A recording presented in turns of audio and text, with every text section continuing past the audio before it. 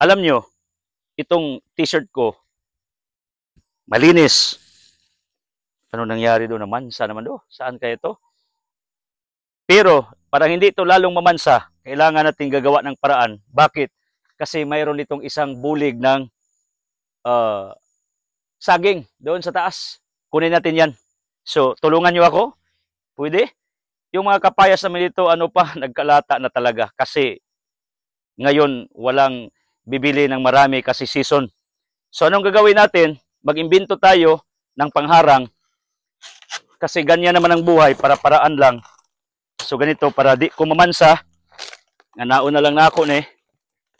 Okay? So, di na ako masakas taas. Ganyan. Pakita mo do. Okay. Subukan natin. Okay.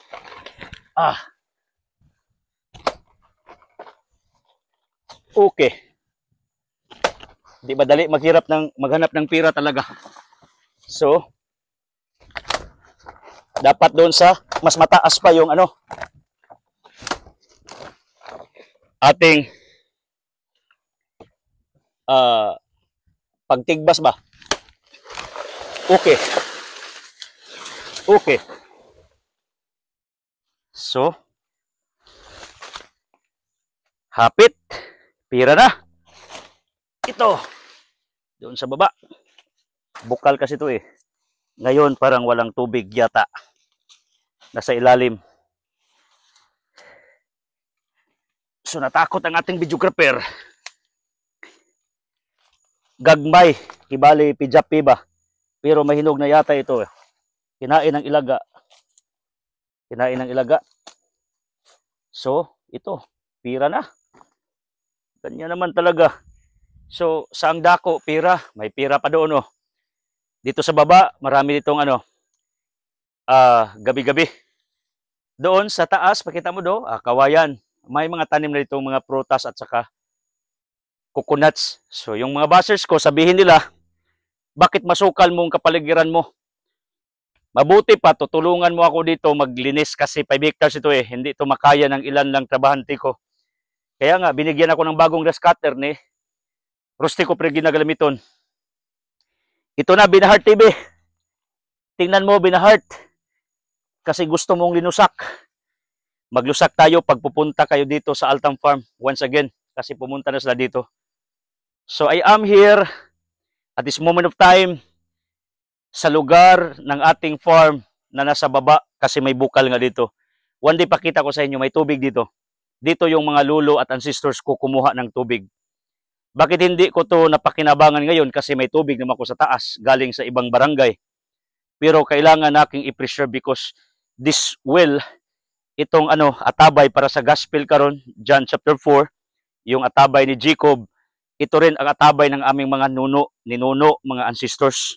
Kailangan kong i-preserve. Kaya nga, ang taba ng mga punuan sa mga tanom diri tungod kay na tubig daning area. Mawag ning daghang bagjang, daghang gabi-gabi. So, ganun ang buhay. Ang Panginoon is putting you in a certain place where you are bearing fruits talaga. Kasi ang Panginoon para siyang chess player.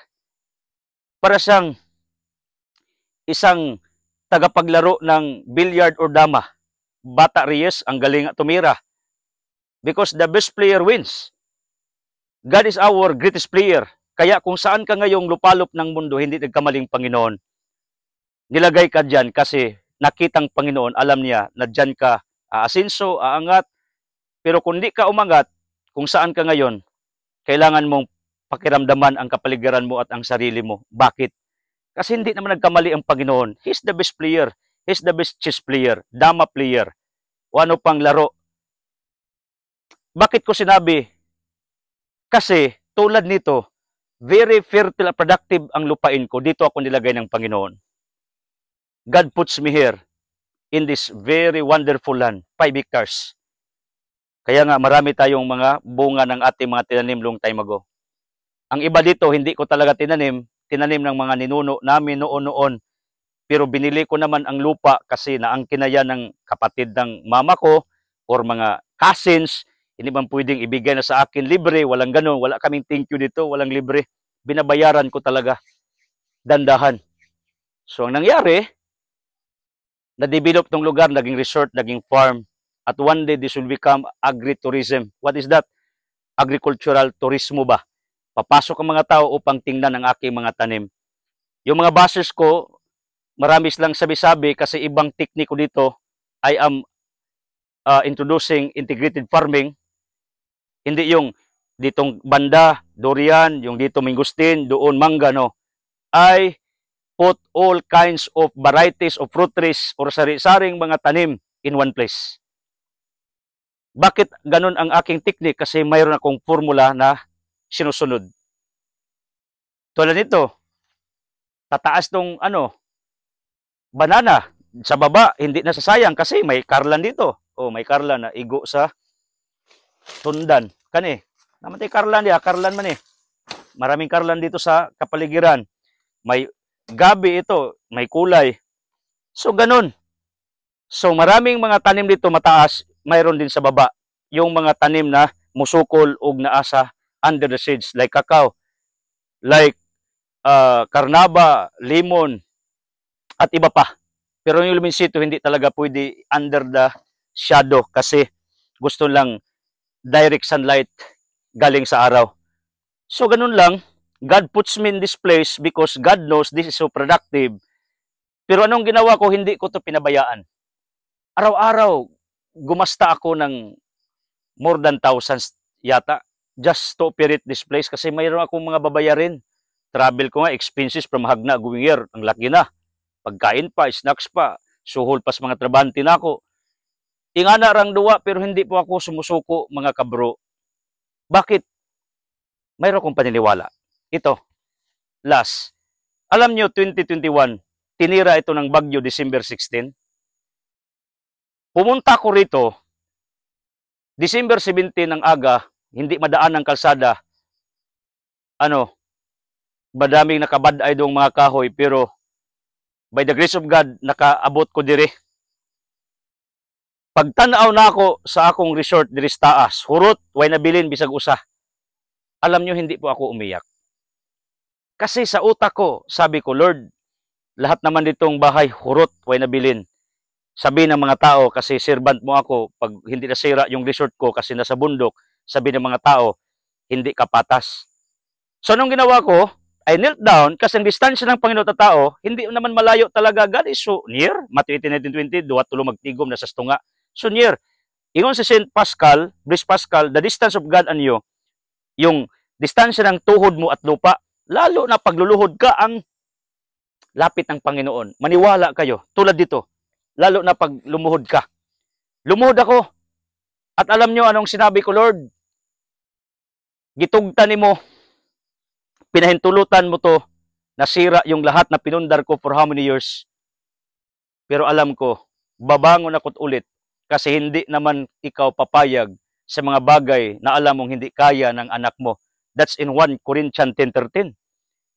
Kasi Matthew 10:29, lahat dadaan sa kanya mga kamay. So kung mayroon nga problema yun, mga pagsubok, mga pinagdaanan, God permits you to experience such things like who? Because alam ng Panginoon, kaya mo. God is not mistaken for permitting such thing in your lives. Kaya mo yan. Ano nangyari? After 3 years, bumangon tayo. Nakatanim ako ng napakaraming niyog at saka prutas. Kaya lang hindi madali. Kasi double, binabangon ko yung resort ko, binabangon ko yung farm ko. Nakita nyo? Kaya nga kayong mga bashers ko, wala kayong karapatan na maghusga sa aking pinapakita sa inyo. Hindi nyo kasi alam ang sitwasyon ng lugar ko. Napakalaki rito. At wala rin kayong alam sa tao na nakikita ninyo na nagko-content, nagbablog, your servant, kung ano ang aking mga pinagdaanan. Pero anong nangyari? Kasi sinabi ko sa Panginoon noon, I remembered till today, yung ko, Lord, kinisugot ka, kaya na ako ng ibang nabangon.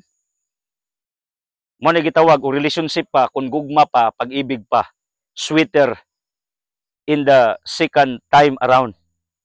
Kasi yung naghiwalay, pag magkabalikan yan, sweet na sweet yan, parang kalamay ng hagna. Maniwala kayo. Yan ang nangyari. I improve our place more with new landscaping, with new facilities. At saka, na landscape natin ang lugar na to kasi upaw ni, hurot, sinaw, muras agtang nimo, sinaw, perte, hurot. Mura ka nagigiyam tag bomba. Diri agian ako kabalo ko makaritmo na agiag bagyo sa inyong mga lugar. Super typhoon dito. Bumangon kasi sabi ko, pag pinahintulutan ng Panginoon, talagang kaya mo na gagawin ito ulit, paulit-ulit kasi hindi ka naman niya pabayaan. It happens to me. Kaya nga, sinabi ko to inspire all of you na maniwala ka. Ano man ang nangyari sa iyo ngayon, saan ka mang lupalop ng mundo, hindi nagkamaling Panginoon, bakit siya pumayag na magkaganon ka, ganong sitwasyon mo, kasi alam ng Panginoon, kaya mo. At saka, hindi siya nagkamali kung saan kanya nilagay ngayon. Kasi ang Ginoo nakakita, nga diha ka mo boom, diha ka mo asinso, mura na ako, gilagay ko din sa farm, kasi alam ng Panginoon na ako ning developon. Gidevelop, hindi ko sinayang, kasi steward lang ako dito. Ang may-ari talagang Panginoon. Nilagay ako sa Agna, kahit malayo yung Alicia dito where I was born, kasi doon, ginagamit ako sa kanya sa pagtuturo ng salita, TV, radio, newspapers, saka ngayon sa internet. Ganon talagang Panginoon. Hindi siya nagkakamali kahit kailan. Kaya nga, maniwala ka kung saan ka nilagay. Be productive upang one day wala kang regrets at sakang Panginoon hindi mo questions imuha. Sabihin sa iyo, anak, bakit hindi ka nagtagumpay? Nilagay kita dyan. Alam ko naman na doon ka bagay. You match to the world where we are in, pero hindi mo nga sinubukang umangat sa iyong buhay. Isipin mo yan. Okay? God bless.